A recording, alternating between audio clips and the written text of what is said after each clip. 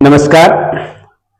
दुर्गा पर्व 2025 वर्ष तिसरे या सत्रामध्ये आपल्या भारतातील महापुरुषांनी स्त्रियांबद्दल कशा पद्धतीचे विचार मांडलेले आहेत आणि त्याच महापुरुषांना स्त्रियांनी मग ते नात्यामध्ये बहीण असेल, नात्याने आई असेल, नात्याने पत्नी असेल, अशा पद्धतीनं जे सहकार्य केलं आणि त्या महापुरुषांना घडवण्यामध्ये सिंहाचा वाटा त्यांनी खऱ्या अर्थाने दिलेला आहे, त्याच अनुषंगाने आपण आज एका थोर महापुरुषाबद्दल बोलणार आहोत.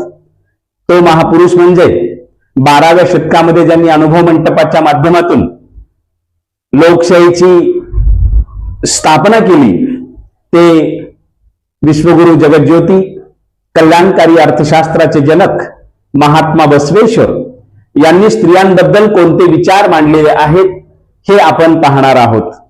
त्यांचे तसे असंख्य वचन आहेत. त्यांनी स्त्रियांना मुक्तीचे पंख दिलेले आहेत. पण एका वचनामध्ये ते असं म्हणतात की स्त्री म्हणजे साक्षात महादेवीचं रूप आहे.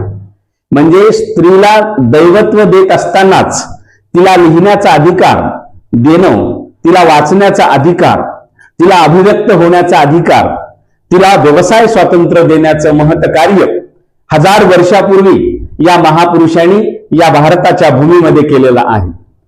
निश्चितच अगदी लहानपणी एक वेळेस त्यांना मुंज हा विधी त्यांचा होत असताना ते विद्रोह करतात आणि वडिलांच्या जवळ सांगतात की माझी मोठी अक्का ही असताना तिची मुंज होत नाही, मग माझीच का?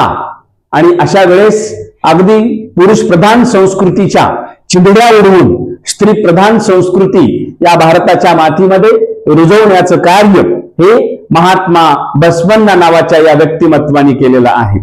आणि हे करत असताना त्यांनी अनुभव मंटपामध्ये सुद्धा 770 पैकी 70 स्त्रियांना स्थान दिलं. ते लिहित्या झाल्या, वाचत्या झाल्या, निर्भीडपणे आपले विचार त्या अनुभव मंटपामध्ये मांडत होत्या.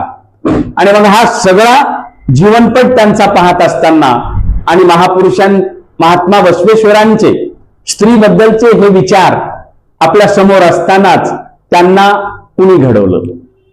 तर त्यांना सुद्धा घडवत असताना त्यांची मोठी बहीण अक्का नागई हिचा फार मोठा वाटा आहे. त्या माऊलीचं आपण खरं तर चिंतन करणं नितांत गरजेचं आहे. कारण अगदी लहान वयापासून आपल्या आई वडिलांचं क्षत्र हे हरवलेलं आहे आणि घर सोडून ते कुडल संगमला येतात. पण कुडल संगम मध्ये आल्यानंतर मात्र त्यांच्या सोबत तिथपासून ते भक्कमपणे अक्का नागई ही महात्मा बसवेश्वराच्या सोबत उभी राहते.